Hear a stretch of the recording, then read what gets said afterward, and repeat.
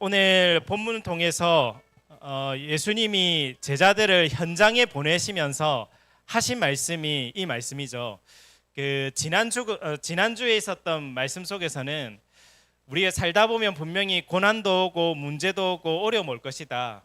복음 전하러 가면은 좋은 일만 있는 것이 아니라 여러 가지 어려움과 환난과 핍박이 올 것이다. 하지만 걱정하지 말 것은 그것이 전부 증거가 될 것이다. 너는 증인으로 서게 될 것이다. 지난주는 그 말씀이었죠. 이번 주는 예수님의 제자들의 현장을 보내면서 또 한 가지 더 말씀하십니다. 분명히 핍박도 있고 어려움도 있고 문제도 올 것이다. 왜냐하면 오늘 읽었던 24절 25절에 예수님을 뭐라 얘기하냐? 바알세불이라 한다.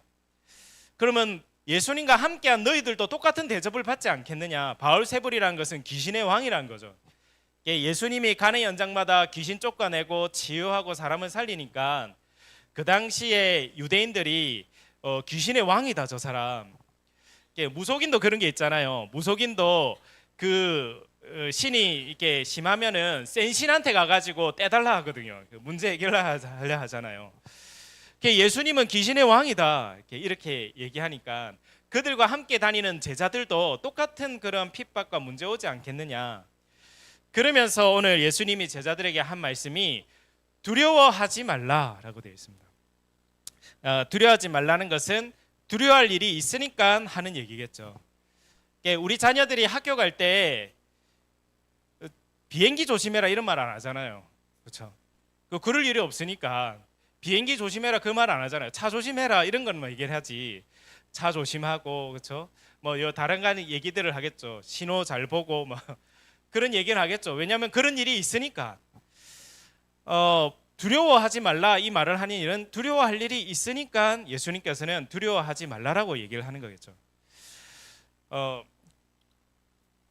주로 이제 우리가 언제 두려워하느냐? 이제 뭐 대충 보면은 과거에 큰 실패한 경험들이 있으면은 또 그 경험을 할까 싶어서 두려워하기도 하고, 또는 주로 두려워하는 이유가 불확실한 상황이 닥치면은 두려워하죠. 그래서 우리 앞으로 미래가 어떻게 될지 모르면은 두려움 속에 있을 때가 많습니다. 그래서 사실은 이 두려움이라는 게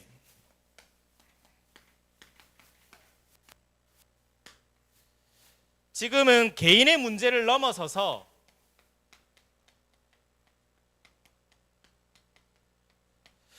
지금 시대의 문제가 되고 있습니다. 아시다시피 우리나라 우울증과 그런 정신적 그 고통 당하는 사람이 한 900만 명 정도가 그 고통을 당하고 있다 얘기하고 있잖아요. 특히 이 불안과 관련된 거는 한 90만 명 정도 된다 하죠.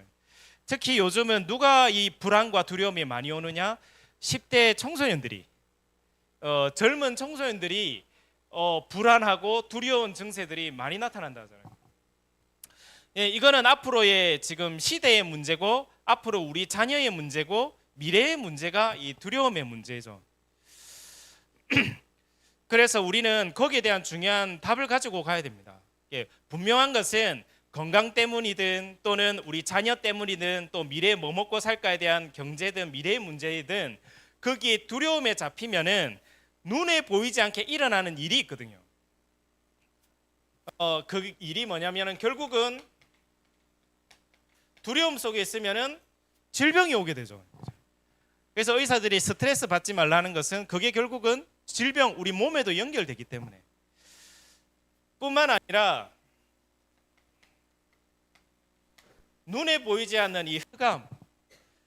그래서 베드로전서 5장 7절 8절에 말하고 있죠.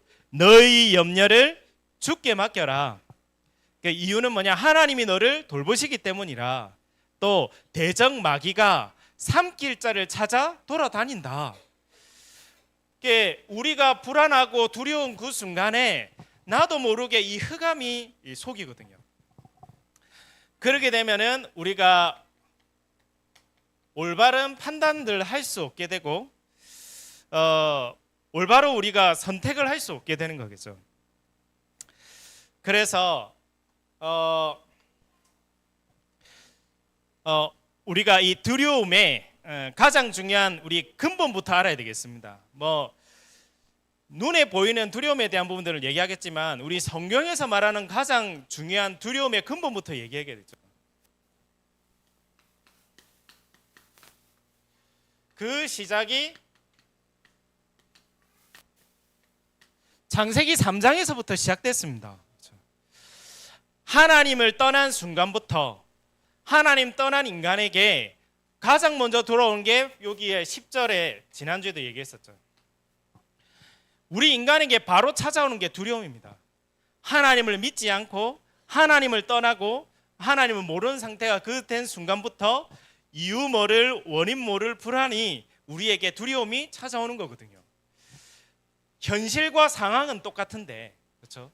우리는 주로 불안함이 현실 상황 가지고 얘기를 많이 하는데 그건 이제 세상에서 얘기하는 것이고, 현실 상황은 벗은 몸은 똑같은데 현실 상황은 똑같은데 그 사람의 영적인 상태에 따라서 이 두려움과 불안이 완전히 꽉 잡히는 거죠. 여기서부터 하나님 떠난 순간부터 이렇게 드러나고 올라오는 문제가 바로 두려움입니다. 영적인 고아 상태가 된 것이죠.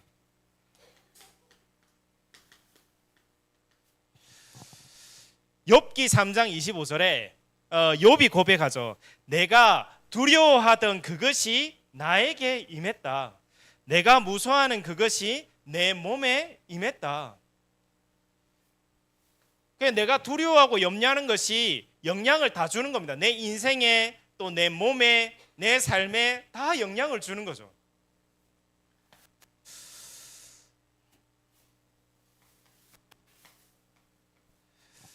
요한일서 4장 18절에 그래서 이 얘기합니다. 사랑 안에는 두려움이 없고 온전한 사랑이 두려움을 내쫓나니 두려움에는 형벌이 있습니다. 두려움의 결과고 이 두려움을 내쫓는 방법이 결국은 사랑이다. 그 사랑이 뭐겠습니까? 그 사랑이 결국은 로마서 5장 8절이거든요. 우리 로마서 5장 8절 우리 찾아보시겠습니다. 로마서 5장 8절 말씀입니다.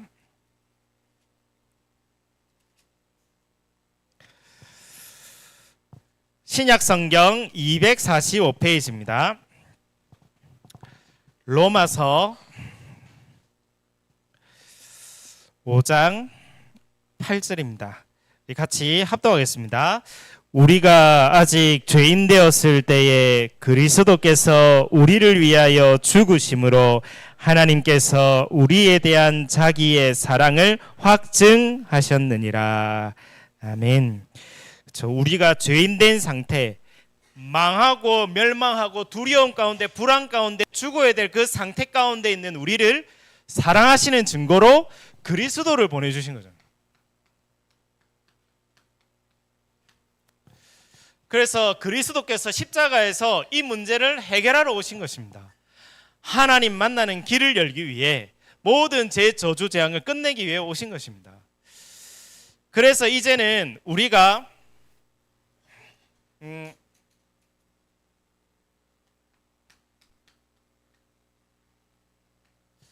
조금만 이 오직의 비밀을 찾아내면 됩니다. 쉽게 말하면은 조금만 여기에 우리가 집중할 수 있으면은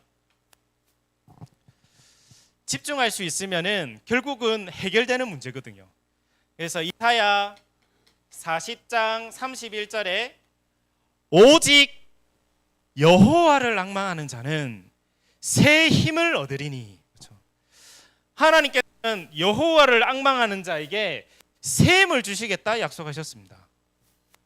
사도행전 1장 8절에는 오직 성령이 너희에게 임하시면, 그렇죠? 권능을 받고, 그렇죠? 땅 끝까지 이르러 내 증인이 되리라. 그렇죠? 그래서 우리가 조금만 우리가 그리스도 하나님께 집중할 수 있는 비밀이 있으면은 여기는 바뀌는 것입니다.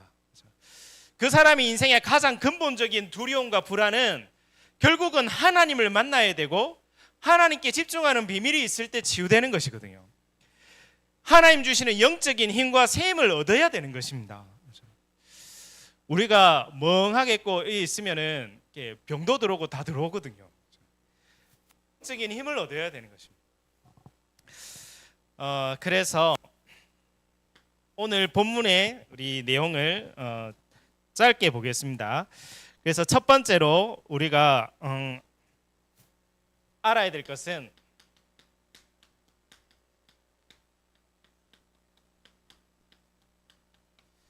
생명의 주관자가 누군지 아는 사람, 그렇죠? 그리고 우주의 모든 것, 그걸 만유라고 하죠. 만유의 주관자, 주인 되시고 관리하시고 다스리는 분을 주관자 아닙니까? 그 주관자가 누군지를 아는 사람은 두려워할 이유가 없습니다. 그게 왜 불안하냐? 그게 내 수준으로 볼 때는 불안하거든요. 내 수준을 볼 때는 미래가 걱정되죠. 내가 살아온 경험과 내가 살아온 판단과 이 볼 때는 미래를 보면 불안하죠. 근데 진짜 나의 생명의 주관자와 이 만유의 주관자가 누구시냐를 알면은 불안하지 않습니다. 우리 참된 인생의 주인이 누군지를 중요한 찾는 시작이 돼야 될 줄로 믿습니다. 그래서 이것을 제대로 알았던 사람이 누구냐? 그게 다윗이거든요. 역대상 29장 10절에서 14절 말씀에 다윗이 인생을 살고 나서 끝에 고백한 거 아닙니까? 성전 지을 준비를 다 해놓고는 그 고백하거든요. 권능과 영광과 승리, 위엄, 주권 이 모든 게 다 주께 속하였사오니 모든 게 하나님의 손에 있으니 다윗이 그 고백을 한 겁니다. 그러니까 어떤 문제 속에서도 여호와가 목자시니 나는 부족함이 없다라고 가능한 거죠. 그렇죠? 그 손에 다 있으니까, 목자 손에 다 있으니까. 이것이 발견된 게 다윗입니다. 그리고 이 고백을 제대로 한 사람이 베드로가 마태복음 16장 16절 주는 그리스도시요 살아계신 하나님의 아들이시나이다. 그러니까 하나님이 복을 주시죠. 바요나 시므나 네가 복이 있도다. 네가 진짜 주인이 누군지를 발견했구나. 진짜 네 인생과 네 미래와 네 후대의 주인과 주관자가 누군지를 발견했구나. 이제는 너는 반석이 될 것이다. 그 반석 위에 교회를 세우고 음부의 권세, 흑암이 너를 건들지 못할 것이다. 천국 열쇠를 내가 너에게 주노라. 기도하면 응답받는 그 열쇠죠. 그래서 그걸 발견해야 된 겁니다. 우리가 객관적으로 생각해도 그렇잖아요. 우리가 우리 인생의 주인이면 우리 마음대로 돼야 되는데 진짜 중요한 거는 우리 마음대로 안 되거든요. 그렇죠? 특히 우리 자녀는 우리 마음대로 안 되지 않습니까? 그렇죠? 왜냐하면 내 게 아니라서 그런 거거든요. 결론 내야 됩니다. 아, 저거 내 거 아니니까 왜 내 마음대로 왜 안 되지? 왜 했던 말 또 하고 했던 말 또 하고. 그렇죠? 그게 왜냐하면 그게 내 게 아니라서 그렇습니다. 그거는 근본적으로 내 게 아니라 하나님이 우리에게 맡겨주신 거거든요. 그거를 발견해야 되는 것입니다. 하나님이 우리에게 맡겨주신 것입니다. 그래서 내 마음대로 안 되기 때문에 진짜 인생의 주인이 누군지 발견해야 되는 겁니다. 그리고 또 우리가 내 거라고 하지만 우리가 그거 가지고 가지 않거든요. 지금 타고 있는 자동차, 내가 살고 있는 집, 그거 내 거라고 얘기하잖아요. 근데 죽으면 그거 다 놔두고 가야 되거든요. 근본적으로 얘기하면 우리는 지금 임대를 받고 있는 거예요. 그렇죠? 잠시 살다가 죽으면 놔둬놓고 가야 된다니까요. 그래서 옛날에 왕 지도자들이 자기 썼던 물건들 가져갈 거라고 무덤에 다 넣어놨잖아요. 이렇게 다 넣어놨는데 결국은 그거 가져가지 않고 그거 다 고스란히 놔둬놓고 가거든요. 그래서 이제 후대들이 딱 파가지고 아, 옛날에 이 왕이 요거 썼구나 하면서 그거 박물관에 두고 갖다 놓잖아요. 그게 우리의 근본을 발견해야 되는 겁니다. 아, 진짜 인생의 주인과 이 모든 만물의 주관자는 내가 아니구나. 내가 가지고 가는 게 아니구나. 결국은 썼다가 다 놔둬놓고 가야 되는 거구나.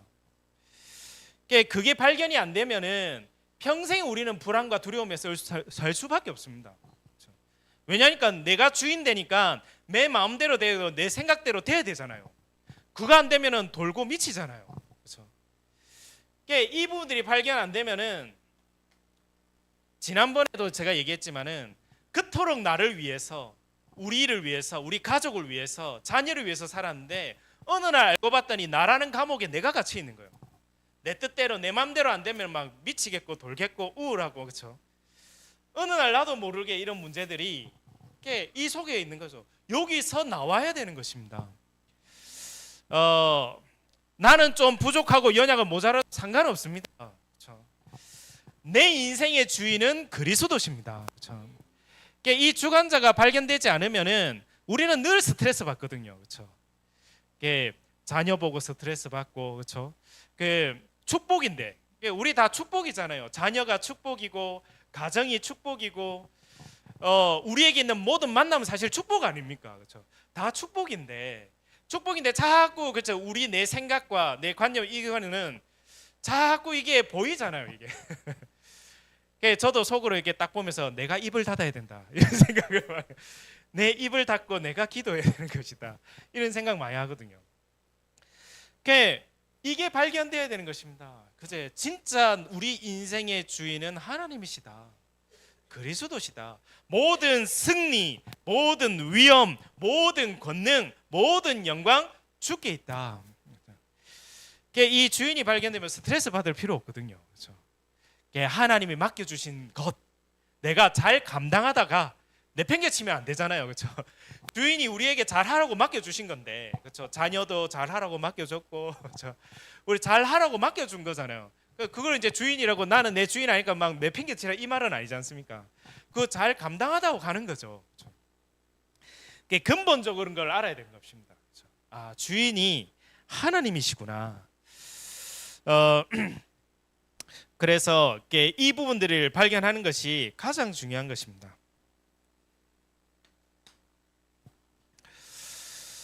두 번째는 그래서 오늘 읽었던 마태복음 10장에 보면은 이런 글들이 있죠. 29절에 참새 두 마리가 한 아사르니에 팔리지 않느냐, 그러나 너희 아버지께서 허락하지 아니하시면 그 하나도 땅에 떨어지지 아니하리라. 그렇죠? 결국은 참새 한 마리도 하나님의 주권 속에 있는 겁니다. 너희에게는 머리털까지 다 세신 바 되었나니 두려워하지 말라라고 되어 있죠. 우리가 이 부분들이 믿어지고 인정될 때 흑암이 무너지는 겁니다. 두 번째는 31절에 두려워하지 말라, 너희는 많은 참새보다 귀하니라. 그래서 우리가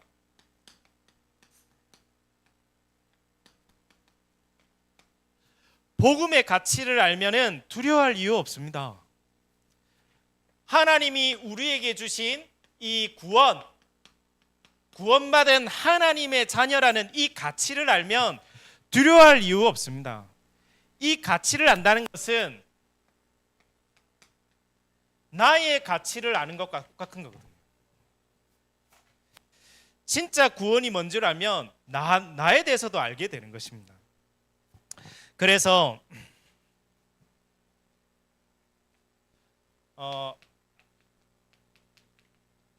요한복음 3장 16절에 하나님이 우리를 사랑하시는 증거로 독생자를 보내주셨습니다. 독생자는 유일한 말, 유일 하나밖에 없는 독자 아닙니까? 독자 아들, 하나밖에 없는 아들, 하나밖에 없는 아들을 보내주셨다. 왜 보내주셨습니까? 우리를 구원하기 위해. 우리가 우리 한국을 구하기 위해 우리 아들을 생명으로 담보로 보낼 사람이 있습니까? 쉽지 않잖아요. 그게 하나님이 우리를 사랑하신다는 증거로 하나밖에 없는 독자 아들을 보내주셨다. 이게 하나님의 마음이거든요. 우리를 얼마나 사랑하시는지 그 하나님의 마음이거든요. 우리를 얼마나 가치 있게 보시는지 그 하나님의 마음이 이 말이거든요. 독생자 하나밖에 없는 아들을 너희를 구원하기 위해 보내셨다. 이건 요한복음 3장 16절. 그래서 우리를 이 그리스도를 통하여서 하나님의 자녀를 삼으신 것입니다. 이 가치가 발견되어지면은 사실은 두려워할 필요가 없습니다. 하나님의 자녀가 됐다는 것은 우리의 운명이 바뀌는 것입니다. 더 이상 마귀의 자녀가 아니라 하나님 자녀. 하나님의 자녀가 됐다는 것은 이제는 재앙이 끝났다는 얘기입니다. 그렇죠? 더 이상 재앙받을 존재가 아니라 모든 문제가 갈등이 어려움이 축복으로 바뀔 사람. 그래서 하나님은 우리를 축복의 통로라고 부르십니다. 그렇죠? 축복의 통로. 문제도 축복으로 바꿀 축복의 통로. 그래서 하나님 자녀 가는 곳마다 그 학교도 사는 겁니다. 왜냐? 그 사람이 축복의 통로니까. 그리고 하나님의 자녀가 되었다는 것은 이제는 나의 배경이 바뀌었다는 겁니다. 이제는 내 배경이 지옥이 아니라 천국이 나의 배경, 하나님이 나의 배경이 되시는 겁니다. 그래서 이 가치를 아는 사람은 결국은 승리하게 되는 것이죠. 그래서 몇십 년 동안 무속에서 벗어나려고 하는 사람이 무속 해결 안 되다가 진짜 그리스도를 알고 그리스도를 만나고 영접했는데 거기서 해방이 되는 거예요. 그 사람만 해방되는 것이 아니라 그 사람의 자녀들까지 해방이 되는 거죠. 몇 년 동안 정신 문제로 시달리고 있던 그 사람이 어느 날 복음을 듣고 이 사실이 믿어지기 시작했는데 그 정신의 문제가 해결이 되기 시작하는 거죠. 저는 봤거든요. 그래서 이 그리스도는 빛이라고 하는 것이구나. 흑암 가운데 어두운 가운데 빛을 비추는 이 그리스도 이름이 빛이구나. 완전히 이걸 바꾸게 되는 것입니다. 그래서 마태복음 여기에는 고린도전서 3장 16절에 너희가 하나님의 성전인 것과 하나님의 성령이 너희 안에 거하시는 것을 알지 못하느냐. 그래서 우리는 하나님의 성전입니다. 청와대와 백악관의 경비가 지키는 이유는 거기에 대통령이 살기 때문이죠. 왕이 살기 때문에 거기에 지키는 사람들이 있습니다. 하나님이 우리 안에 계시기 때문에 하나님은 천군 천사를 보내서 우리를 보호하고 지키시게 되어 있습니다. 하나님의 성전. 또한 마태복음 5장 13절에서 16절에 너희는 세상의 빛, 소금. 심지어는 이사야 62장 6절에서 12절에는 너희가 파수꾼이다. 너 한 사람 때문에 가정 살고, 너 한 사람 때문에 학교가 살고, 너 한 사람 때문에 직장이 살고, 너 한 사람 때문에 교회가 살고. 파수꾼이 있어야 거기를 지키지 않습니까? 하나님께서는 이러한 축복을 사실은 주신 것입니다. 그래서 고린도후서 4장 7절에는 이 보배를 질그릇에 담았다. 이 보배를. 그런 고백이 나왔죠.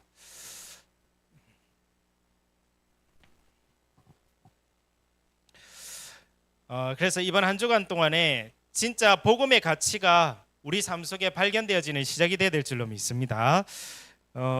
마지막으로 오늘 본문에 있었던 32절처럼 누구든지 사람 앞에서 나를 시인하면 나도 하늘에 계신 내 아버지 앞에서 그를 시인할 것이요.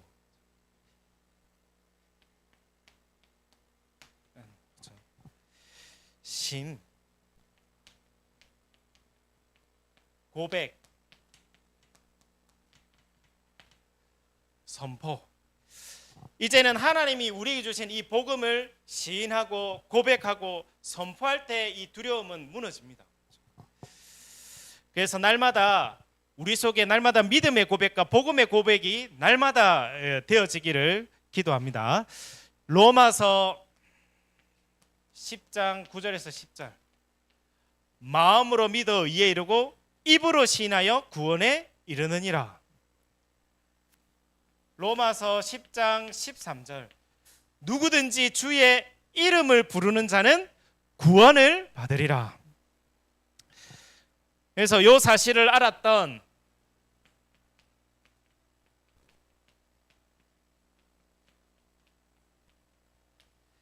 다윗은 그 이름 들고 나갔죠. 그렇죠? 다른 이름이 아니라 하나님이 주신 여호와의 이름을 들고 블레셋 앞에 섰습니다. 너는 눈에 보이는 것은 나왔지만 나는 눈에 보이지 않는 여호와의 이름을 들고 나왔다. 이 고백을 하거든요. 이게 단반에 끝나죠. 그리고 사도행전 3장 1절에서 12절 베드로가 선포합니다. 은과 금은 내게 없거니와 내게 있는 걸 너에게 주노니 나사렛 예수 그리스도 이름으로 일어나 걸으라. 그 이름을 선포할 때 38년 동안 있던 그 안전뱅이의 운명이 바뀌는 시간이 됐습니다.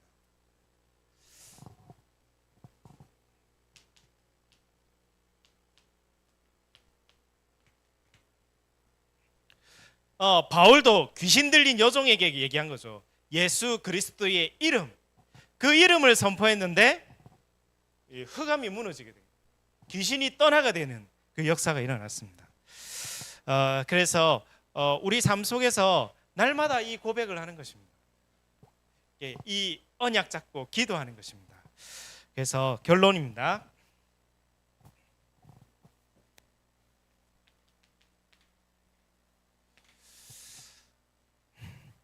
지금 혹시 우리에게 많은 문제가 있고 어려움이 있고 갈등이 와 있다.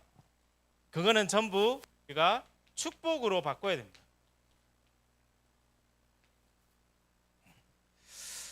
그래서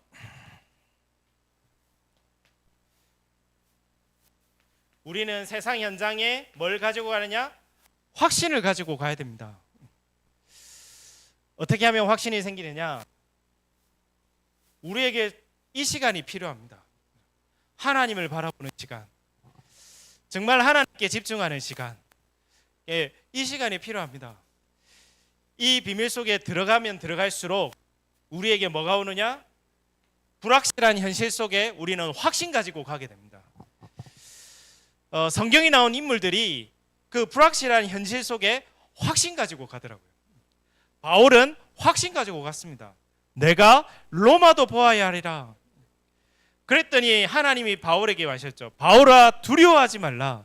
네가 가이사 앞에 서야 하겠고.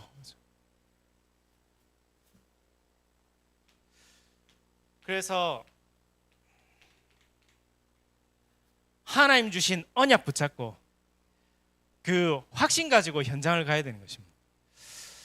그래서 우리에게 먼저 주신 비밀이 있죠. 그게 첫 번째가 구원의 확신입니다. 너는 하나님의 자녀다. 그래서 절대로 망하지 않는다. 그리고 기도하면은 응답받을 수 있는 그 신분 권세에 와 있다. 예수 그리스도 이름으로 기도해라. 그리고 하나님은 우리와 영원토록 함께 하시고 동행하신다. 너는 혼자가 아니다. 그리고 네가 망해야 될 모든 죄, 저주, 재앙은 십자가에서 다 끝내셨다. 그리고 이제는 너는 반드시 승리할 하나님의 자녀다. 그 확신 가지고 언약 가지고 현장으로 가는 것입니다. 그리고 그 문제 속에 우리는 이제 준비하는 것이죠. 확신만 가지고 가는 것이 아니라 내가 있는 현장 속에서 이제는 준비하는 것입니다. 그러면 지금 나에게 와 있던 그 모든 문제는 발판이 되고 축복이 되고 증거가 될 것입니다. 뭘 준비하느냐? 간단하죠. 하나님, 이곳에 내가 해야 될 것은 무엇입니까? 지금 하나님이 내가 이곳에 하길 원하시는 것은 무엇입니까? 내가 해야 할 것, 하나님, 그리고 이 현장에 필요한 것은 무엇입니까? 이 현장에 무엇이 필요합니까? 또 하나님, 앞으로 미래에 무엇이 필요합니까? 이거를 질문하고 기도하는 것이죠. 이거를 질문하다가 답을 얻은 사람이 요셉 아닙니까? 가정 문제 속에 어머니가 일찍 돌아가시고 그 외로움과 그 혼자 있는 그 속에서 요셉은 이걸 찾아낸 겁니다. 내가 해야 될 게 무엇인가? 앞으로 현장에 필요하고 미래에 필요할 것은 무엇인가? 아, 그게 세계복음화구나. 저 복음을 증거하는 것이구나. 그 꿈을 꾼 겁니다. 그 꿈을 꾸면서 그렇죠? 준비한 거죠. 노예로 팔려가서 거기서 준비한 겁니다. 그 노예 일을 하면서 그 노예 일 속에서 준비한 겁니다. 확신 가지고 하나님의 언약에 확신 가지고 그 현장에 준비한 겁니다. 왜? 나는 앞으로 세계복음 할 거니까, 나는 많은 사람을 살려야 될 거니까 이 자리에서 하나님은 준비하라 하시는 거구나. 이 부분들을 질문하고 찾는 거죠. 그러면은 결론은 결국은 증인입니다.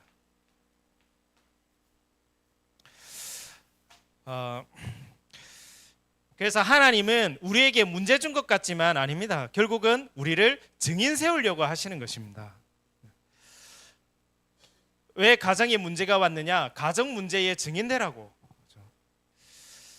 왜 하나님은 경제 문제 왔느냐? 경제 문제의 증인되라고. 진짜 하나님 것으로 시작하라고. 네 인생의 주인이 누군지부터 발견하고, 진짜 복음이 무엇인지를 발견하고, 이제는 그 힘과 비밀 가지고 시작을 하라는 것이죠. 그래서 이번 한 주간 동안에 정말 하나님이 주시는 힘을 가지고 그 현장 속에 확신 가지고 현장 살리는 증인으로서는 시작이 될 줄로 믿습니다. 우리 받은 말씀 가지고